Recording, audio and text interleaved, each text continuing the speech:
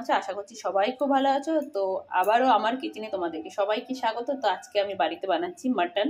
তো তার জন্য এখানে আমি 500 গ্রাম মাটন নিয়ে নিয়েছি। মাটনটাকে নিয়ে ভালো করে ধুয়ে নিয়েছি। ধুয়ে নেওয়ার পরে দেখো এখানে আমি মশলার মধ্যে নিয়ে নিয়েছি পেঁয়াজ কুচিয়ে রেখেছি, আদা রসুন, টমেটো, কাঁচা লঙ্কা যেটা কিনা পেকে লাল হয়ে গেছে।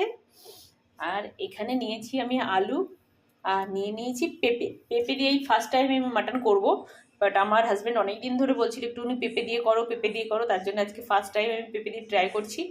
তো চলো মশলাগুলোকে প্রথমে পেস্ট করে নেওয়া যাক। হ্যাঁ, অবশ্যই মশলার মধ্যে কিন্তু গোটা জিরে অবশ্যই দিয়ে পেস্ট করবে।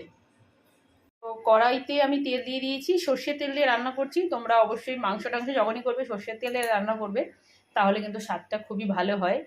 আর অলমোস্ট তেলটা আমার গরম হয়েই এসছে। এবার আমি আলুগুলো প্রথমে ভেজে নেব। তো কড়াই থেকে ধোয়া ওঠা চালু হয়ে গেছে। তো আমি একে একে করে আলুগুলো দিই। অবশ্যই একটু দূরে সরে যেতে হবে আমাকে, নাহলে কিন্তু ছিটে আমার গায়ে আসবে। চলো আলুগুলো ভেজে নিই।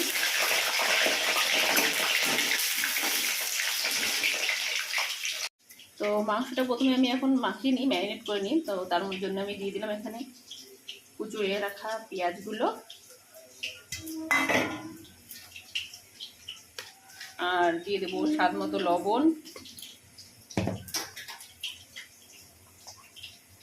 দিয়ে দেবো পরিমাণ মতো হলুদ গুঁড়ো, আর অবশ্যই দিয়ে দেবো এখানে সর্ষের তেল।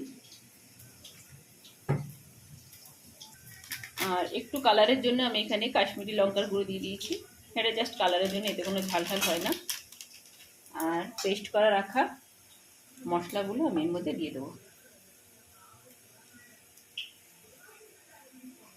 দিয়ে এটাকে ভালো করে আমি মাখিয়ে নেব। আমার হাতে কোনো এখন সময় নেই, আজকে প্রচণ্ড কাজের চাপ ছিল, তার জন্য আমি বেশিক্ষণ এটাকে মাখিয়ে রাখতে পারবো না। জাস্ট 5-7 মিনিট রেখেই আমি মাংসটা বানিয়ে ফেলবো। আমি এখানে ফোড়নের জন্য নিয়ে নিয়েছি তেজপাতা, গোটা গরম মশলা, তার মধ্যে রয়েছে এলাচ, দারচিনি, লবঙ্গ, শুকনো লঙ্কা আর গোটা জিরে। ঠিক আছে, চলো এবার ফোড়ন দিয়ে আলু ভেজে নেওয়া হয়ে গেছে। সেই একই তেলে আমি এবার মশলাগুলো দিয়ে দেবো, মানে ফোড়নটা দিয়ে দেবো। গ্যাসের ফ্লেমটা একটুখানি কমিয়ে দেবো।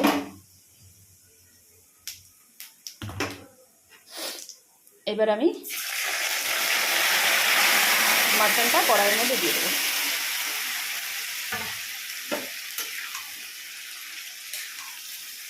দিয়ে একটু নাড়াচাড়া করার পর এটাকে আমি ঢেকে দেবো।